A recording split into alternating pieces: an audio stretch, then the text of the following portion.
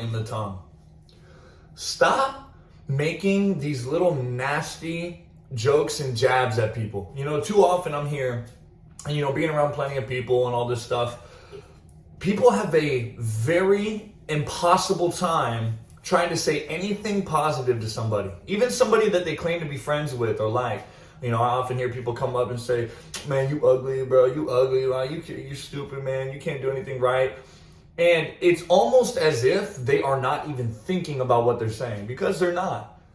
We have been trained, and I used to be guilty of it too, but it's learned, it's taught. You grow up in an environment that's nasty and toxic like that, you feel the need to rebuttal and to bounce back with something equally as nasty. People are just mocking each other, like putting each other down all the time. Like, man, you look horrible, man. You look ugly, man. Man, your outfit looks stupid. What are you wearing? Right? Like, even guys that don't even have, and it's a blessing, this social awareness like some of these other people have, they'll come down and wear like the goofiest outfits, right? Goofy. I love it because I just love the expressiveness of people. But people will immediately mock, make fun of these people and shoot them down as soon as they come down. Man, you look, what the heck, bro? And then everybody turns and then like gangs up on them, right? Everybody's like, yeah, what the hell, dude? What are you wearing? Like, you look so dumb. Not even real. People don't have no idea because they don't know the Lord. So it's like they have no idea what they're doing. Father, forgive them too, man. Because people that are doing this are hurt. Like they're all ganging up, not knowing that their words are going into this person's ears, down into their heart, like down into their soul. And these things are continually like chiseling away at what the adversary so desperately wants to destroy. And that is this unique, innocent, expressive soul, right? This identity that God gave us, right? This God-given identity that over time, from infancy until adulthood, is constantly trying to be worn away and destroyed. The enemy does not want us to be unique, to be the way that God designed us and intended us to be. So this world has to continually work on us, and it happens by destruction, by destroying, and it's slow. Trauma done in an instant, right, can break people, and it's unpredictable what can happen. So what he'll do is he'll gradually traumatize you, gradually break you down, gradually introduce you to these things that over time will completely alter you, and most likely for the rest of your life. Most people won't come out of it. I'm grateful to say that God has revealed that worldly influence on me, and he is gradually working on me, working in me to get these things out and to bring me into who he's desired me to be. But 21 years until I believed in my life. I was 21 years old, and then roughly around 22, 23 when I started following him and actually started walking more in obedience and trying to do the will of my Father by just learning how to love him and by obeying his word the best of my ability. It's been a journey. And the sad thing about it is that now that I'm out of the muck, wiping myself down, praise God, I look over and I see people throwing mud at each other, man, like pulling each other's ankles back into the pit. And there's not enough encouragement. There are not enough compliments. And I was talking with my mentor, Steve, about that the other day. It's like, man, compliment some people. Give some compliments to people, that need them. Like give them to where they're supposed to go. Don't just throw them all around, because then all of a sudden your compliments mean nothing. But, they're valuable. Man, the right compliment at the right time for the right person can literally bring somebody out of that darkness, or bring somebody out of, like they're slipping, and give them something to grab onto, a foothold, a handhold, something like that. And when I'm around here, people even do it to me and I can't stand it. Little jabs, like, oh, Nick, you're this, you're that. Now, the old me, when I was younger, see, people wouldn't fight me physically because I was always tall, I was always bigger. But, I used to have to defend myself verbally. I used to have to defend myself with words because they'd attack me with words. So I used to have to be quick and witty and really punch back. And I got in the habit of becoming destructive with my words too. Not really realizing that I shouldn't be even swinging punches back in that fight. But what did I know? What did I know? I wasn't raised in the Lord's, household. I wasn't taught how words had power. People always try and rip God off, like, like, say what you want others to say, do what you wish others would do. Like, if you don't have anything nice to say, don't say anything. Like, all these, plagiarize, it's so annoying. Like, everybody rips God off. But I always heard that, but it didn't make any sense. It didn't matter because nobody was connecting it back to God. No, but I didn't know who it was coming from. I'm hearing the game telephone. I'm hearing it down 4,000 generations of people that have not served my Father. So when I see it now, it's plain. It's plain to me. It's plain. I hate it. I hate it. Like I say, I hate it. It breaks my heart a little bit too, because even the person saying these nasty things, man, I have empathy and compassion for them because they're the ones that are hurt. When I was hurt, I would hurt people. And, I feel bad for both the bully and the bullied. I'll defend the bullied and have an issue with the bully first, but I ultimately, once I think on it long enough, I can then also have compassion on the bully. And it's sad to see people that claim to be friends, boyfriends, girlfriends, be so destructive towards one another. In this day and age, it's like everywhere you go, people are trying to destroy you. And even your friends, even your family. Let's talk about that, family. I knew women, I've dated girls that their moms said they'd look ugly if they didn't have makeup on. And man, that messes with you, dude. It messes with you, with your fathers or your mothers or your siblings that say these things in a place where you hope that you can trust and have security in your own household, right? You're hoping that your family will provide those things. For you to get out of this world that wants to rip you down and tear you apart, then you get home and it's happening in the home, passive aggressively. Oh. And it starts at a young age. You become so used to it that you either beat it or join it. And a lot of people don't know how to beat it because a lot of people aren't being led through the Lord. A lot of people aren't being led through God's word. They're not being led through Torah. They don't understand what Yeshua was saying or what Yeshua was preaching or what the word even holds. So they don't realize that the words contain the power of both life and death. It's up to you. I can look at you and say, I love you. I love you. Or I could say, you're nasty, you're wicked, you're evil, you're this, you're nothing, you don't know. Man, that's up to you. Think about your words. Your flesh is going to want to speak. It's the loudest thought in your head. It's the loudest collection of thoughts in your head. Don't speak out of emotion. Steve, he told me last night, he said, don't let emotion be in the driver's seat. Let emotions sit in the passenger. Do not let emotions drive, man, because they will drive your car off the road. Put emotions in the passenger seat. And it's like, just be conscious, man. The people that I have run into, and I've only been on this walk for such a short time, and I've only seen so little.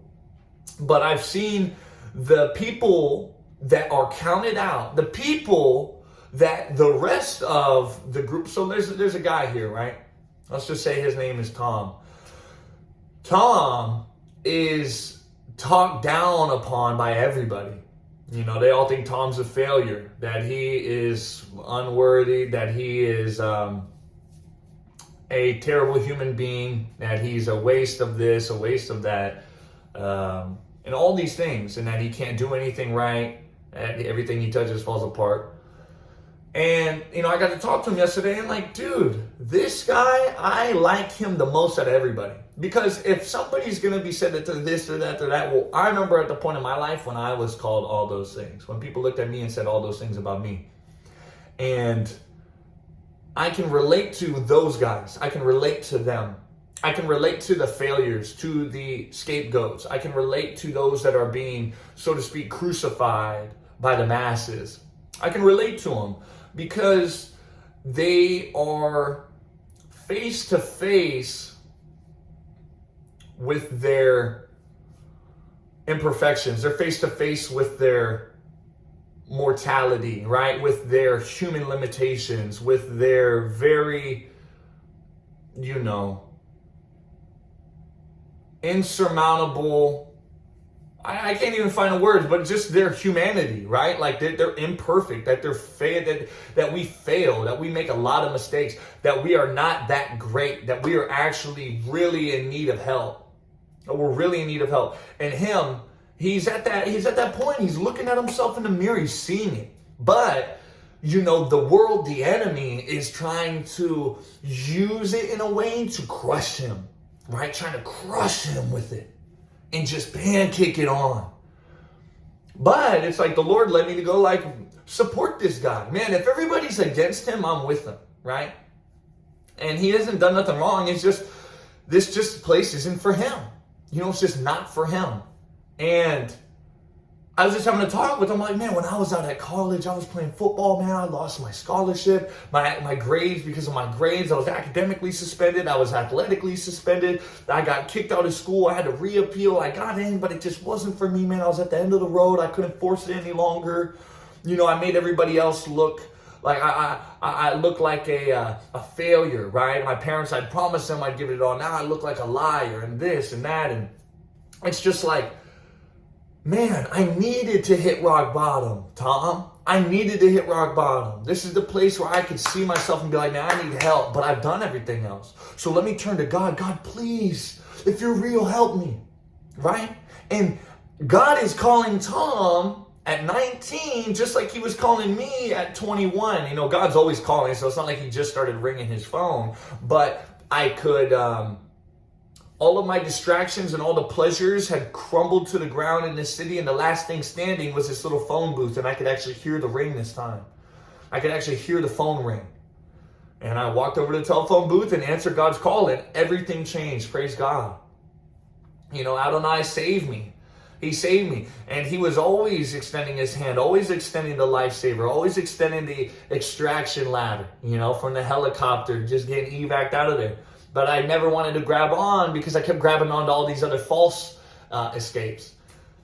But God's calling him, and I see it. But it's beautiful because it's like, if I see a crowd throwing stone, it's like when all of the men, all of the Pharisees, when they brought all of the when they brought over the woman, right, that was caught in adultery, right, and they bring her over to Yeshua near the temple, and they're like, hey, we found this woman committing an act of adultery, and he drops. I think he just drops straight down. Like, I don't even know if he really says anything at first. He drops straight down. He starts writing some in the dirt, and he gets up and he says, whoever had not committed a sin, cast the first stone, right? Like, he that is without sin, cast the first stone.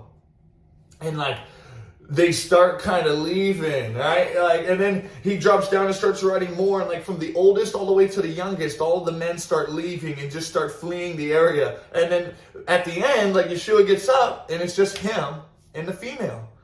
And he's like, go and sin no more. Go and sin no more. Let's get out of here. Hey, just make a change, all right? You're good, all right? I don't condemn you. I don't shame you. I'm not here to do any of this stuff.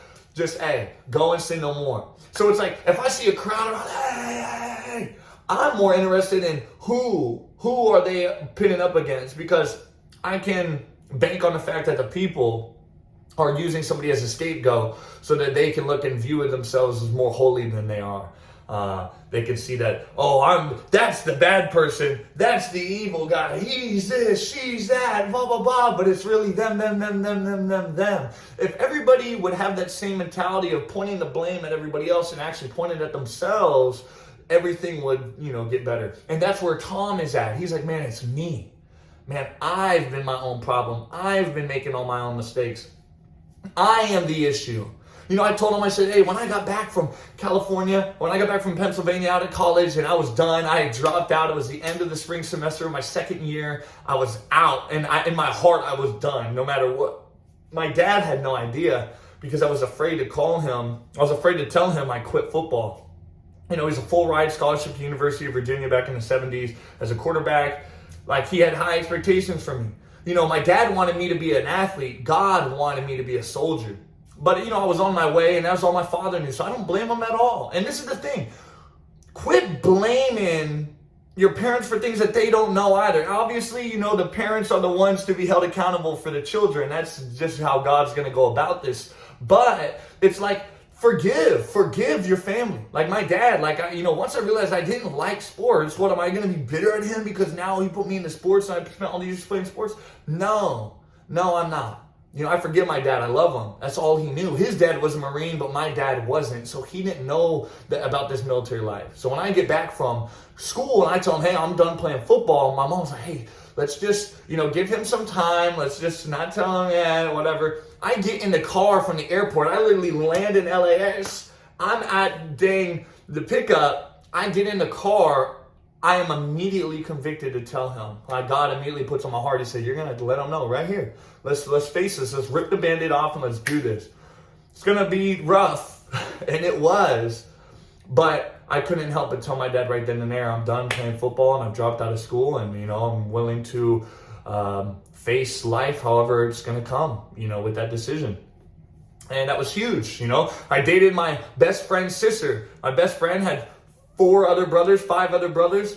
And, oh man, I dated their sister low-key for like a year. Oh man, well, I was out at Georgia playing football before I got to Clarion. But I never said anything until I got back from Pennsylvania. But a buddy of mine, he called and he's like, I'm going to have to potentially do some time for, getting caught with, selling some drugs and stuff. And I'm like, whoa, do some time. I haven't had a buddy, or somebody that I called a friend, actually do prison time or even, bring that up. And the way that he said it to me, though, was so calm. He's like, yeah, you might have to do some time. And I'm like, wow. I'm like, dude, he's just manning up. He's just eating that. It's nothing. Yeah, I'm going to have to do time. And I'm like, what? Then immediately, another conviction. God's like, look at you running away from your consequence of not telling your friends that you dated their sister. Because I made a pact with this girl, right? And be careful of that. Be careful.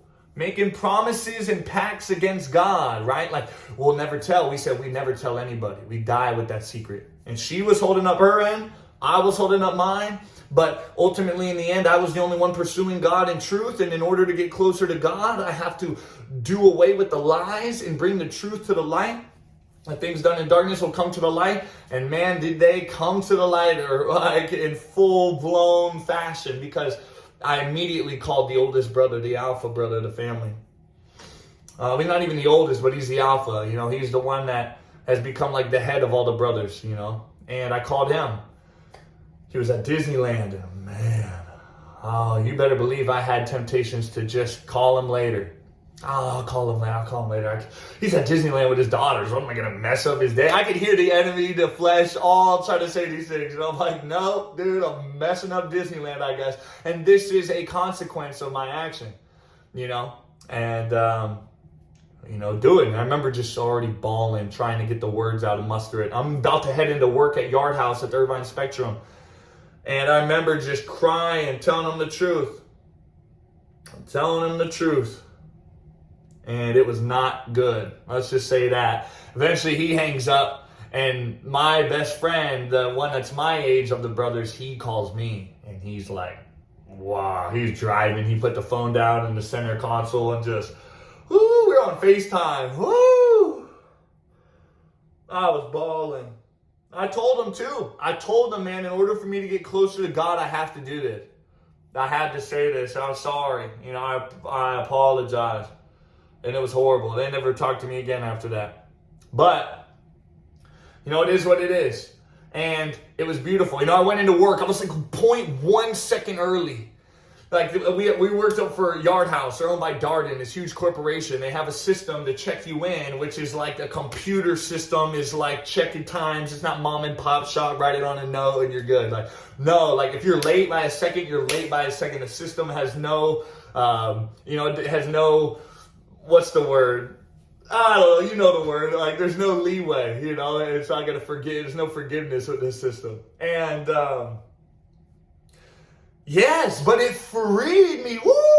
It freed me. Praise God it did. And that's the thing. It's like this kid here, he hadn't told his parents that, he's going to have to leave the military and he's getting discharged. Not dishonorably, but he's getting discharged. He hasn't told his parents yet.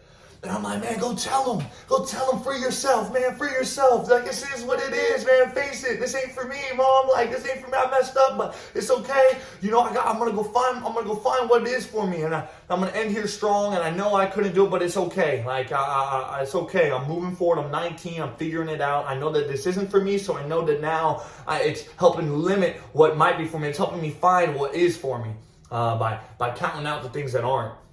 And, I'm like, hey, go tell the drill sergeants, hey, I apologize for being frustrated and angry with you guys. I realized that I wasn't angry and frustrated with you. It was myself, man. I've been frustrated and angry with me. And I apologize for taking it out on you guys. But I'm going to end it here strong. And you got me. If you need anything, you let me know.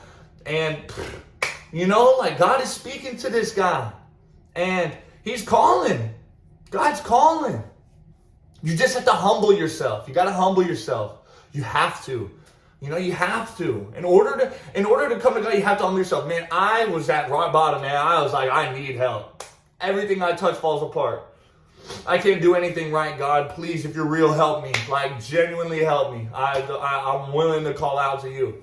I've called out to the things that I can see, touch, feel, taste, hear.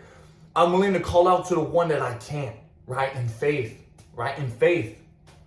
And he rescued me, man, and he is rescuing me, and it's never ending. He's teaching me, right? He saved me, he's saving me, he saves me, right? He protected me, he protects me, he'll protect me. It's never ending with God. It's never ending with God, man. You're always finding out more about him. You're always learning about him. You're always learning how to love him. He's always teaching you. He's always showing you, right? You're always knowing.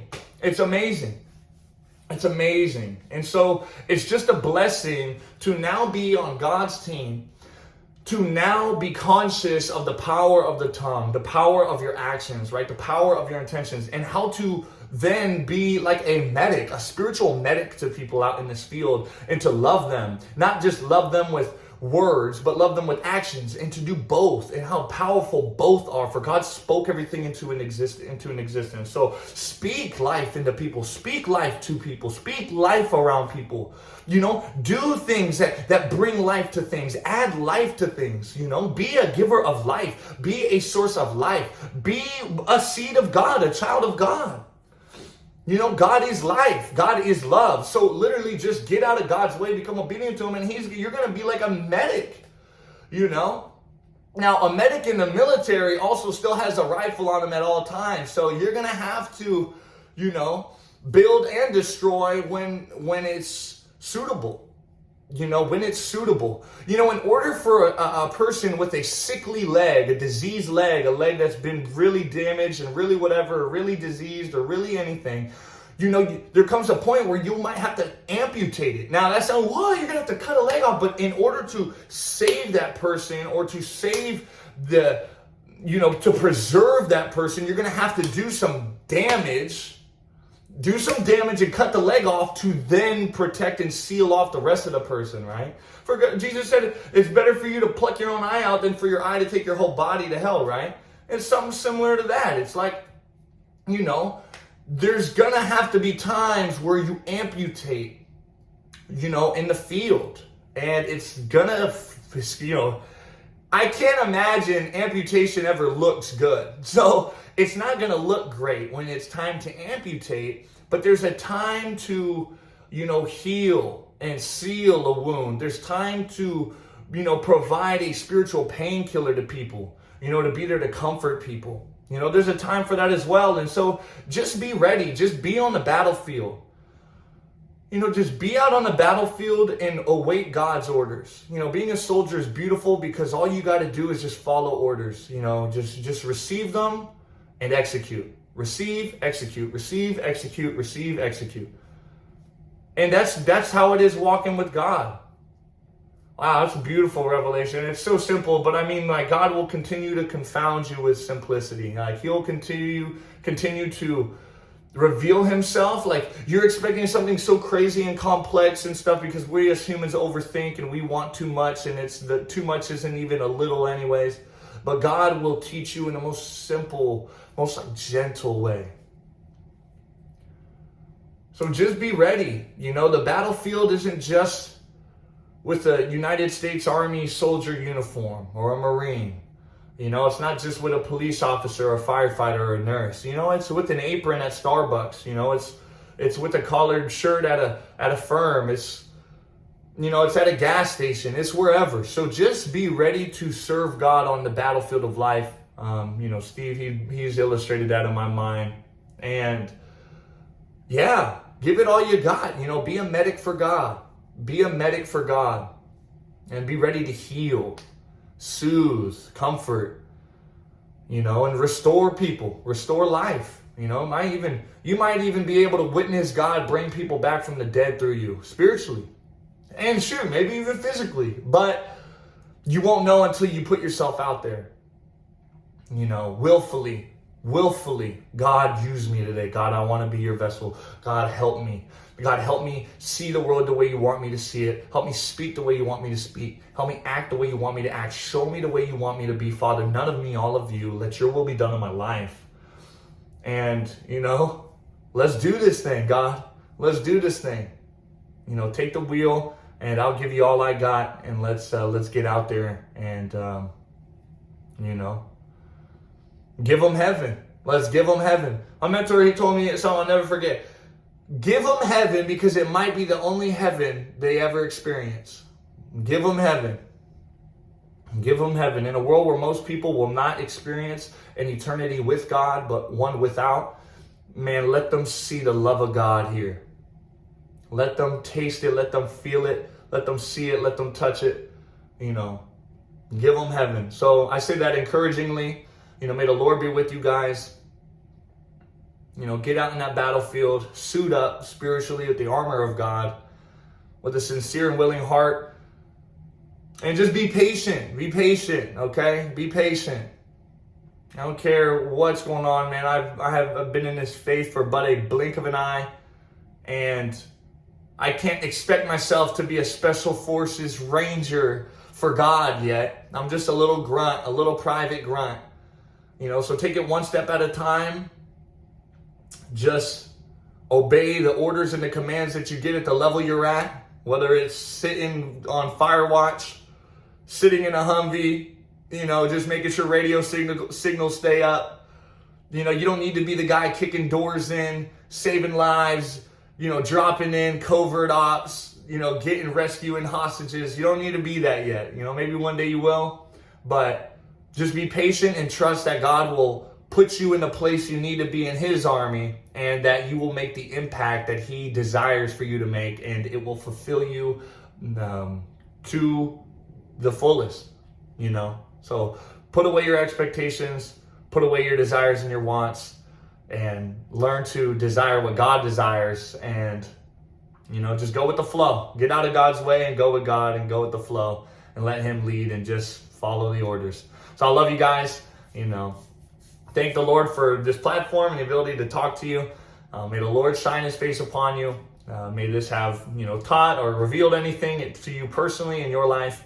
And may God continue to get all the glory. And in the name of Yeshua, I thank you guys for listening. I thank God for allowing me to just share these things. And yeah, I'll see you guys soon. Thank you for listening, and peace out, everybody. Father, yeah, I trust you. Father, I just want to love you. Everything that you told me, I know it's all true. Serving you because it's really what I want to. Loving everything you do because I'll follow. You went and filled me when my heart was hollow. Yeah, you took me when I was young and now you made me all grown. Yeah, I'm thankful for the lessons that you taught me back home.